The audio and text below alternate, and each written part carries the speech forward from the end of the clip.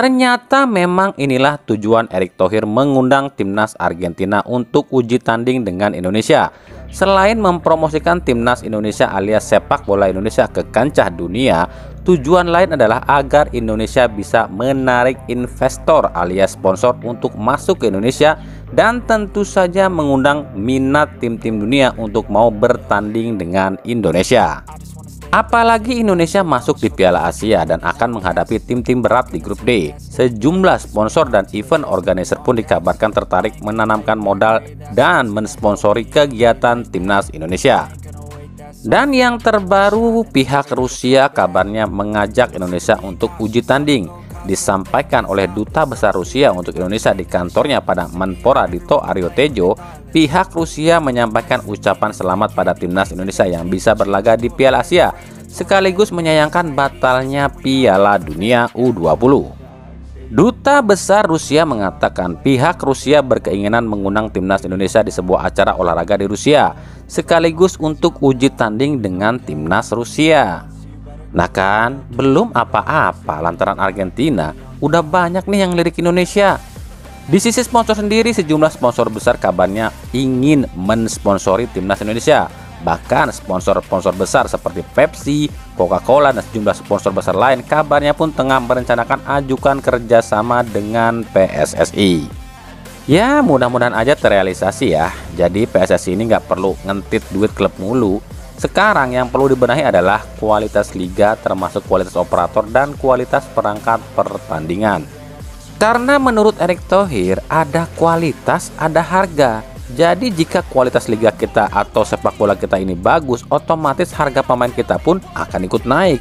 Sponsor akan berjubel dan peringkat Indonesia pun bisa naik.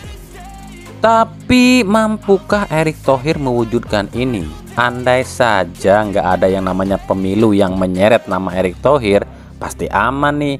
Di Indo mah gitu sih, giliran ada yang bagus dikit aja, buru-buru aja disabotase. Ujung-ujungnya sepak bola kita bantet lagi. Aduh, capek, apa-apa dijadiin politik. Caleg, caleg, caleg, makan tuh caleg. Caleg mah gak ada yang bener, korupsi kabeh.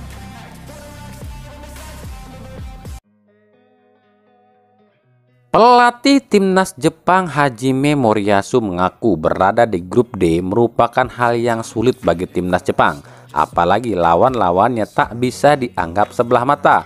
Meskipun di grup D ini Indonesia yang paling lemah, tapi Hajime pun tetap mewaspadai Indonesia. Meskipun faktanya Jepang selalu dominasi atas Indonesia, tercatat dari 8 kali pertemuan Indonesia cuma bisa menang 1 kali, 1 kali imbang, dan sisanya 6 kali Indonesia kalah. Tapi pelatih Jepang ini tetap mewaspadai timnas Indonesia, apalagi dengan adanya Sintayong di timnas Indonesia. Lalu bagaimana dengan Vietnam yang juga satu grup dengan Jepang?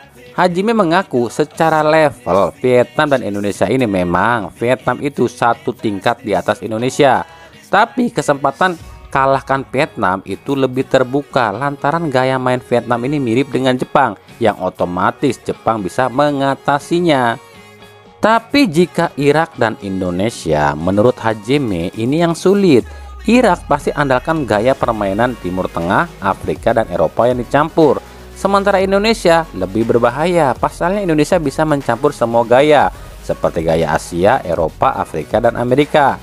Tapi tetap menurut Hajime, kans atau kesempatan Indonesia untuk lolos di grup ini sangatlah kecil.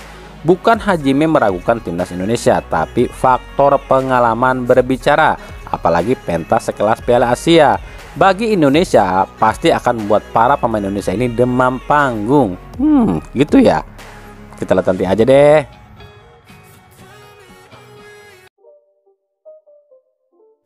Ratu Tisa, nama wakil ketua umum PSSI ini kembali disorot usai Ernst & Young temukan bukti jika sejak 2017 hingga 2019 tak ada catatan keuangan di PSSI, baik itu secara manual maupun secara komputer.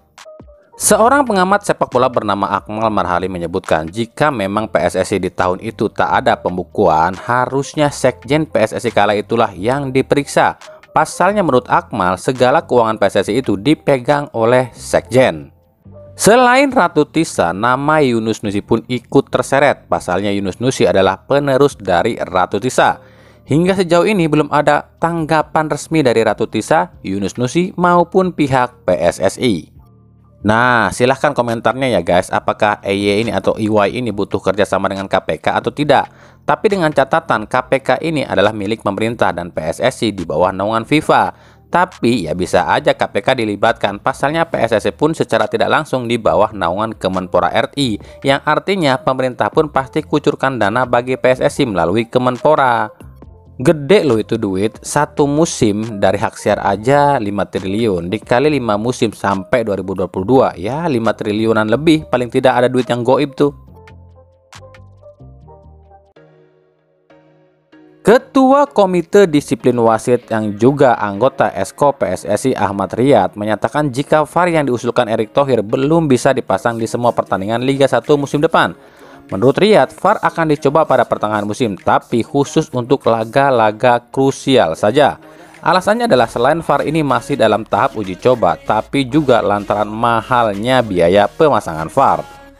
Tapi rupanya pernyataan Ahmad Riyad ini dikritik oleh netizen dan pengamat sepak bola. Menurut netizen, kalau urusan biaya harusnya PSSI ini giat cari sponsor untuk membiayai VAR.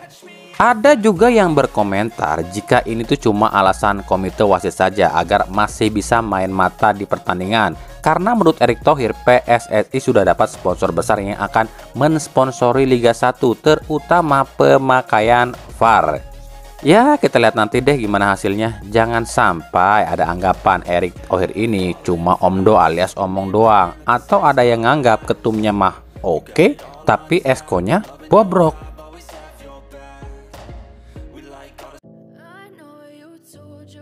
Dari Persib Bandung, 3 pemain yang dirumorkan ke Persib sudah menunjukkan tanda nih. Tanda apa sih? Ya tebak aja sendiri, kalau kami yang bilang kami dibilang hoak lagi.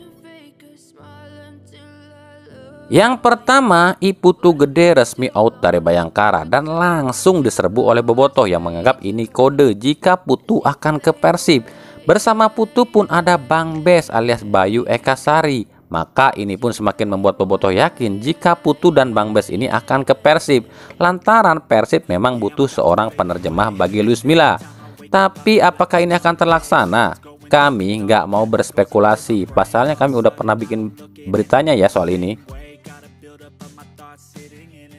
Yang kedua, Usman Diarra yang dirumorkan ke Persib udah ada di Bandung. Bahkan di instastorynya Usman sedang melakukan medical check up.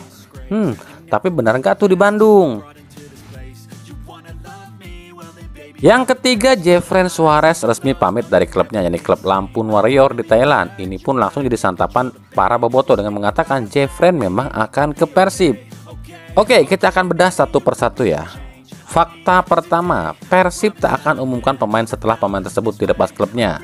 Contoh, Edo dan Rian diumumkan Persib duluan, baru diumumkan oleh klubnya. Sementara 3 pemain ini pamit duluan ke klubnya. Jadi apakah 3 pemain ini akan ke Persib? Fakta kedua, bos Persib Teddy Cahyono bilang soal pemain asing Persib masih tunggu regulasi resmi. Persib tidak mau merekrut pemain asing dulu sebelum regulasi resmi diterbitkan. Tapi bukan berarti Persib tak cari pemain. Udah ada, tapi tinggal tunggu regulasinya saja. Itu kata bos Persib ya. Fakta yang ketiga adalah ternyata selain Persib, 3 pemain ini pun diminati oleh tim lain. Putu Gede diminati oleh Persija, Usman Diarra diminati oleh Arema, dan Jeffrey Suarez diminati oleh Real Valladolid. Nah, terserah kalian yang nonton nih, mau spekulasi apa nih. Tapi satu hal yang jadi kunci ini semua, Persib pernah mengatakan Persib tak akan rekrut pemain yang masih terikat kontrak di klubnya. Lalu bagaimana dengan pemain ini? 3-tiganya udah dilepas tuh sama klubnya.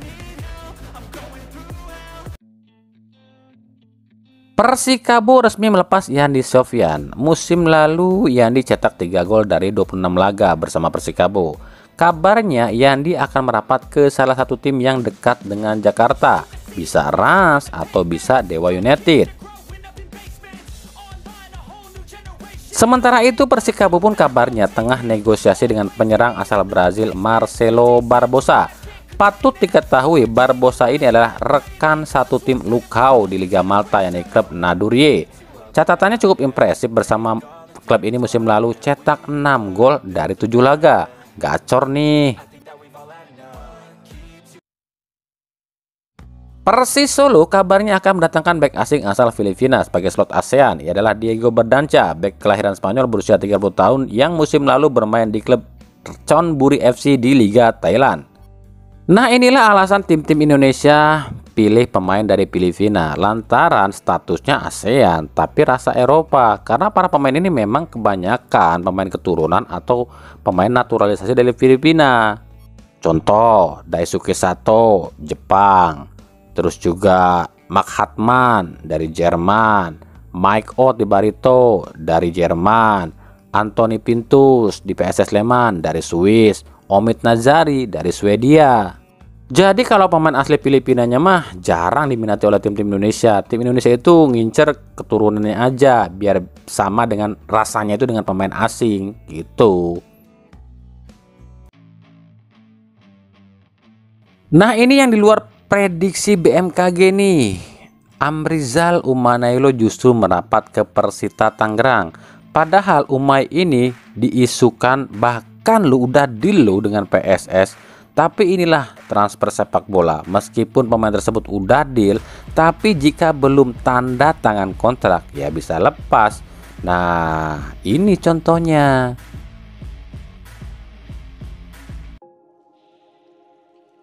Eger Aksekte. Siapa pemain ini? Pemain asal Spanyol ini tiba-tiba dirumorkan ke Persib. Hal ini berasal atau bersumber dari Luis Milla yang tengah berada di Spanyol. Kabarnya sih bertemu dengan si Aksekte ini. Bernama lengkap Eger Aksekte Barrutia, kelahiran Bilbao, Spanyol, 29 tahun silam. Ia adalah mantan anak asuh Luis Milla di timnas Spanyol U21. Saat ini main di klub SD Eibar di divisi 2-nya La Liga. Posisinya adalah gelandang serang, tapi catatannya kurang impresif. Cuma tampil 18 kali dan cetak 2 gol saja bersama Eibar dan sering jadi cadangan di klubnya. Lalu apakah Aksekte ini akan ke Persib? Ini yang sulit. Persib tetap akan umumkan pemain asing baru sebelum PT LIB kumpulkan klub dan bahas regulasi. Jadi ya anggap aja ini rumor terbaru.